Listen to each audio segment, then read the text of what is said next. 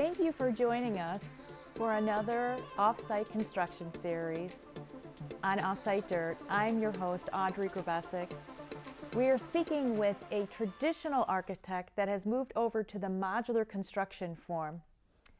We welcome Matt McMullen, the Executive Director of the Art of Construction. Hello and welcome, Matt. Hey Audrey, how are you? I'm doing great. Thank you so much for being here. Absolutely. Thanks for inviting me to join you on this forum. Why at this stage of your career have you decided to make the journey to the off-site construction industry and form for architecture? I think it's really a couple things. It's sort of availability of crafts people in the trades. It's also budget, and it's a third component to it really is schedule. What has been your experience in the modular, doing these modular projects? What's been your experience from, changing that conversation from the traditional concept plans now moving into this other, as we like to call it, Lego build type of project? I think the biggest thing is like going through the factories and you talk to the tradespeople, and they are so happy to not be working outside in the elements. So everybody's warm and toasty and happy and really likes what they do. I guess that's the biggest thing I noticed right off the bat. Have you seen any difference in the way that you're designing your plans? Yeah, there are some more constraints. I mean, really what you're dealing with if you're working strictly in modular, volumetric is you're dealing with, I would call it shoe boxes. And so you're trying to figure out how do you take these boxes, stack them side by side, stack one on top of the other, and interlock them. So I call it like architectural JENGA. Matt, when we were looking at some of your projects, let's start with the first one. I think the interesting thing of what you have done with your team at the Art of Construction in the design asset is that you've married both the on-site and the off-site solution. Can you talk a little bit about that project? Yeah, absolutely. So in this photo that you guys will bring up, this is a Clayton residence up in Grand County. And I think the thing that's always been true about the architecture that we do is we always tell people your house doesn't have to look like everybody else's. It should really be a reflection of you, how you live, and your site. And so you first image we saw was the front elevation. Second image here is the rear elevation. And what we've done is we blended the on-site components of a covered porch that you see on the left side there, and then a wraparound deck that goes from the master bedroom on the right in front of the great room, dining room, and then a covered eating porch outside. I love what you've done to the windows and the exterior products of this design. Was there any challenges when you were putting this together? First thing was just, really on this first project, understanding Department of Transportation rules for the U.S. of how wide can it be, um, what are the overhang lengths, how long can it be, 76 feet. So we actually do have a 76-foot long module in this particular project. But once you get that and you understand that kit of parts, then it's just the creativity of the architect to put all this stuff together so that it does not feel like a modular home. I think one of the nice things about this project in general is how you kind of put it together. Is this the same home or is this a different one, Matt? So this is for a client, Stephanie Foote, and she has some leased property at Lake McConaughey Uh-huh. in Nebraska, which is like the largest freshwater lake with white sand in the Midwest. It's about 3.5 hours from Denver metro area. And this was a home designed to replace a cabin that was built in the late 50s, early 60s as a retreat for her entire extended family. It's beautiful, and I love that you were able to not only give them the experience, and I actually have always wanted to go to that lake. I've never been there, but I heard it's amazing. But I think it's really interesting that each one of the designs that you build in particular obviously have to do with the International Residential Code and the municipality of what that building code is supposed to be designed and created for. Have you seen any issues when you have changed that conversation and starting from, I mean, it's the same building code, but I guess what I'm trying to get at is when I start talking to traditional architects, a lot of the conversation is the same, but some of it is different. Where are you seeing those differences in these two forms? Some of it is education. I think people, when you talk about modular or volumetric, I think people have that sort of single family or single wide trailer park model in their mind. And so you have to explain to them, no, actually the construction is exactly the same. The only difference is it's being built in better conditions because it's inside. So you don't have the snow, you have to shovel off the roof or floor diaphragm. But yeah, the code is exactly the same. You do have to explain to them how it gets delivered to the site and how it's actually craned into place. Yeah, and I think the other thing that's really interesting too, when we were doing our modular projects at Modular SureSite, it was having those conversations with the trade, you know, talking with the mechanical, talking with the electricians, talking with them and kind of explaining that process and how the factory has put those pieces together. When you're doing a project, obviously you are kind of like the team manager. I mean, you're kind of the quarterback in doing these projects and being the architect of record and working with those with different factories because each one of them you know, kind of performs and designs differently. Are you seeing having those conversations in the beginning obviously being a necessity when you're doing these design builds? Yeah, you know, you're exactly right. It's like the quarterback, or I always prefer to call it the symphony conductor, is that you have people that are coming together at different times, right? So you're bringing the, you know, trombone section in or the woodwind section or whatever. And I think we're really having the trades understand that, hey, you don't have to do everything, right? A lot of that's happening at the factory. So when the modules get delivered, it's I guess they're more in sort of a troubleshooting role, where they're coming in to make sure that light switches and things are hooked properly between modules, both horizontally and vertically. And then they're doing the home runs for the electric, for the water, for the septic or sewer, those sorts of things, and then any on-site component with that. So I think more onus is on the architect to really help them understand the scope differentiation.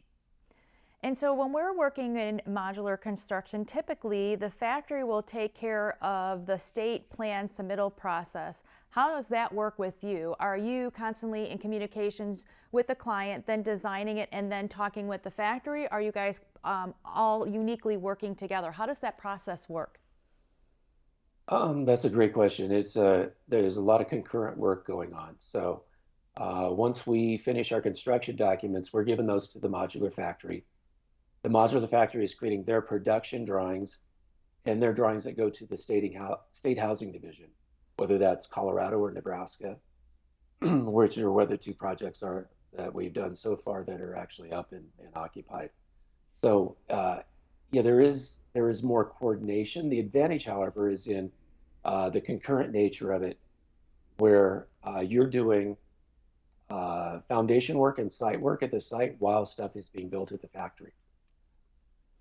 And so when you look at that and that particular thing, you know, when we put together different projects, we're talking with lots of different engineers. We're talking with the civil engineer, we're talking with the soils or you know, land engineer, then we're also talking with the structural engineer.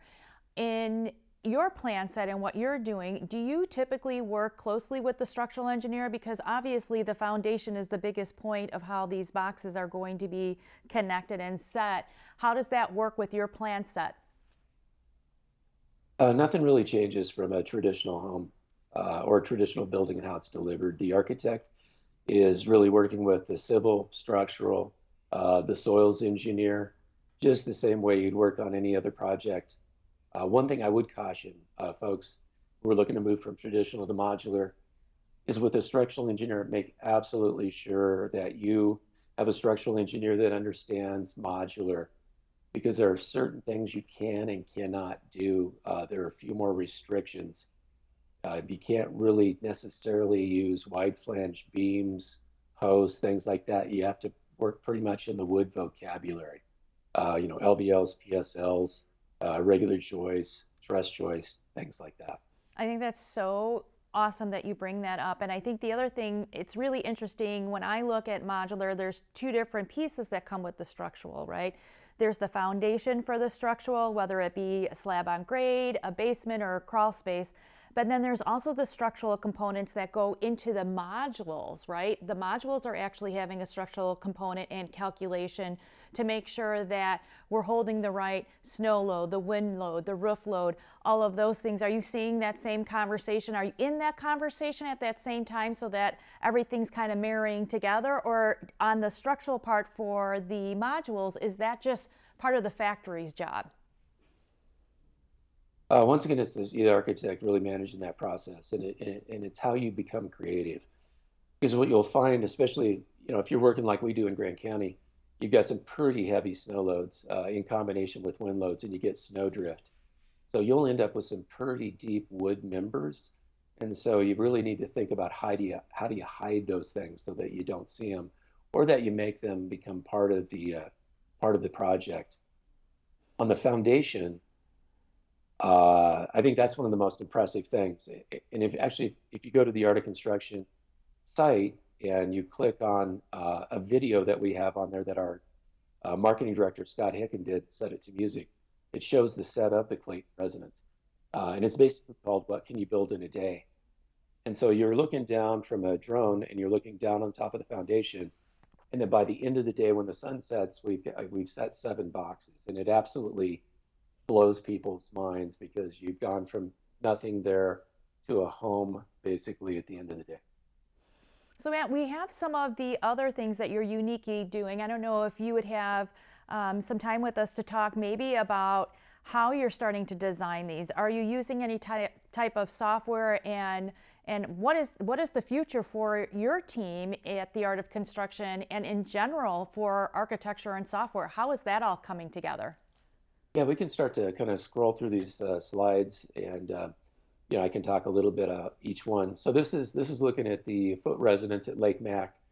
So we have a great room here where it's 2 modules side by side, and what you see, which is a gambrel or a gable roof, is actually 2 hinged trusses that are coming up to form a 6 and 12 form. So you kind of start to marry things together so that you end up with sort of traditional roof forms that you would see on a regular stick-built home. Yeah, that's beautiful. And I'm so glad that you actually were able to explain that and show it to people, because I think that's one of the things. It's always like, show me and tell me, right? I want to be able to see and experience. Let's go back to the other slides and walk through some of those other projects.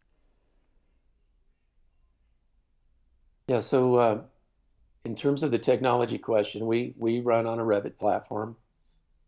Then we use Inkscape, which is a 3-dimensional software that allows us to apply materials onto the Revit model.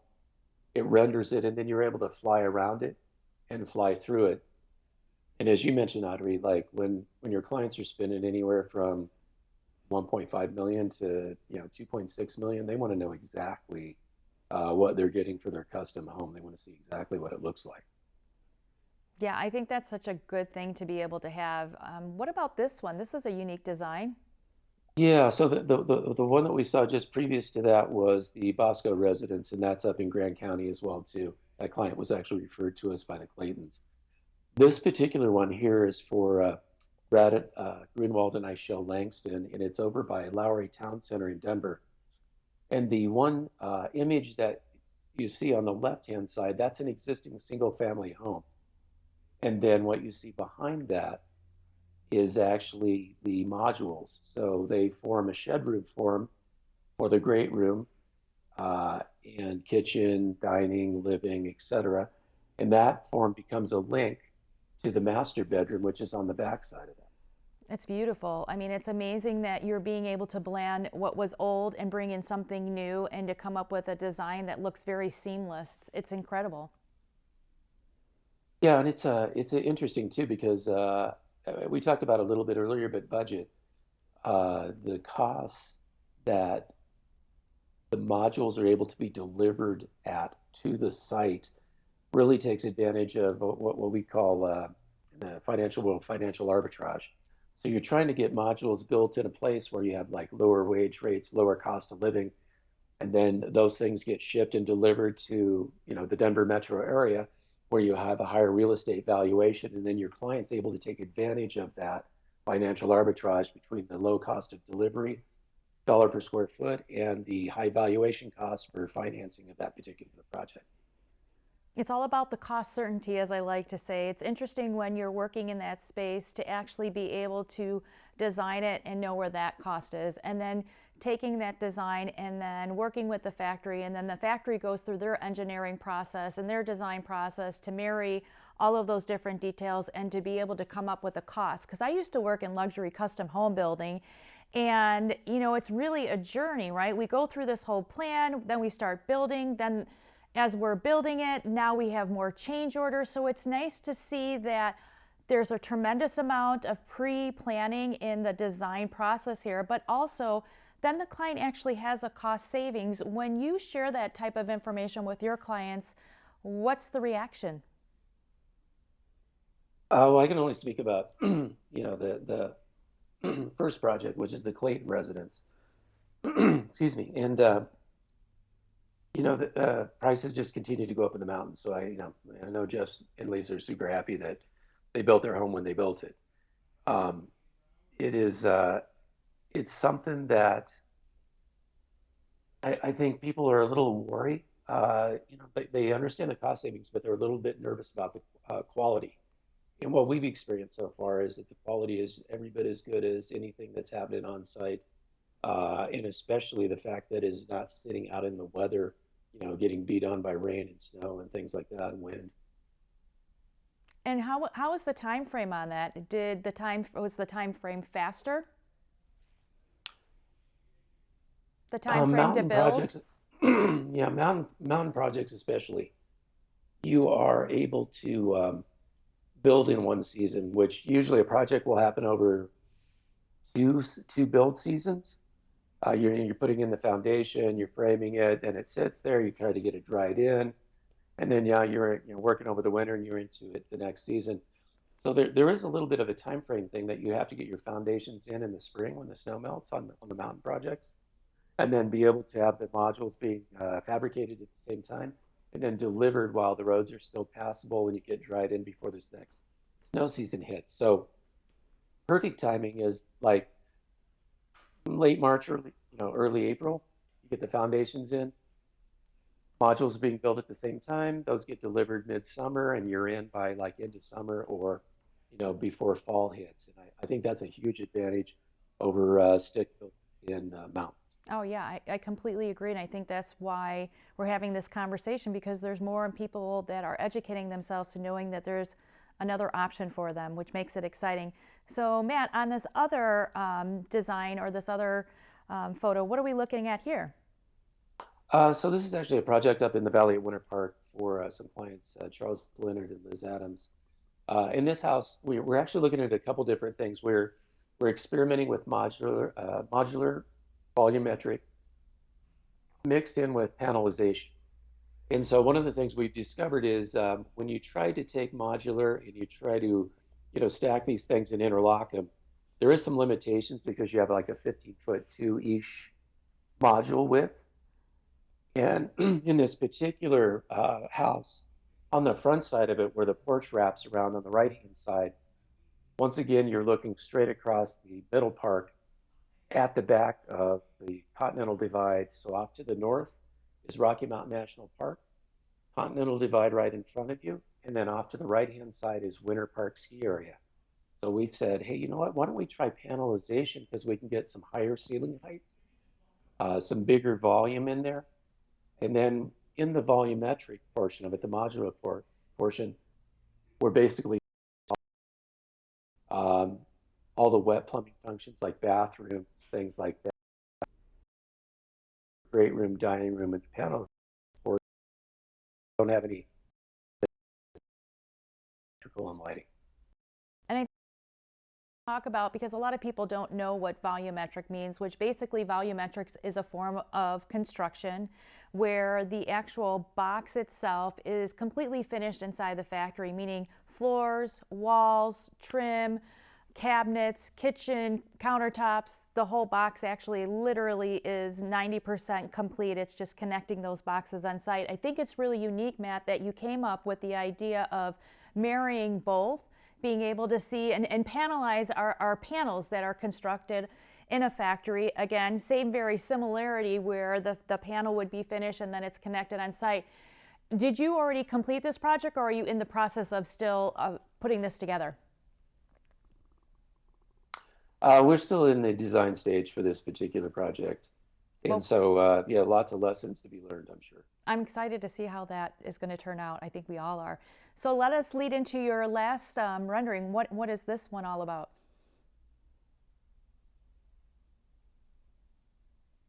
Yeah, so this is a really interesting project. So this is down in the Elyria Swansea neighborhood down in Denver, which is it's next to Lodo and Rhino, which are sort of up and coming millennial areas that folks are moving into and really reinvigorating them and transforming them. So this is an empty lot in a pretty rough neighborhood. And so what we're trying to do with this house for a couple that's moving here from Nashville is we are creating this sort of urban gritty form. And there's also a blend of cultures that's happening here too. So we have Shane is from the US and Isham is from Morocco. And both of them are a couple. They really want to come in an urban pioneer here. And so we're using, on the backside, you see the deep blue form. We're using asphalt composition shingles to come and wrap that garage. And then it turns along the alley and goes along the backside of the house. And the reason we're doing that is this neighborhood is pretty heavily graffiti. And so we're thinking, hey, if we put asphalt compost shingles on there, you don't get a real clean graffiti tag on there. So Good maybe it idea. helps. I like it, and I love the rooftop deck. It's beautiful. I mean, just being able to be so creative in this form is amazing. There's so many exciting things that you guys are doing at the Art of Construction. It's great to see, Matt, that you are not limited. Even though we're working with maybe some size constraints, the design and the creativity of what you're doing is really outstanding. Oh, thanks, Audrey. What we're trying to do at Art of Construction is we're trying not we're trying not to get to know. We're trying to get to the point where the modular factory says, hey, we've never done that before. And we go, hey, congratulations, it's your first time. I agree. So in that space, are you working with just one type of factory? Are you exploring other factories? Where are you on your journey on the factory side of things? Well, right now, so we're licensed in 4 states, Colorado, California, Texas, and Nebraska. We just recently got licensed in Nebraska. So, our thing is we want to work with, as many creative factories as we can. So we have one relationship right now with Family Built Homes. We have another relationship that we're discussing with somebody that you referred us to, Modern Mod, out in Neosho, Missouri. We're really excited to go visit their factory and chat with them.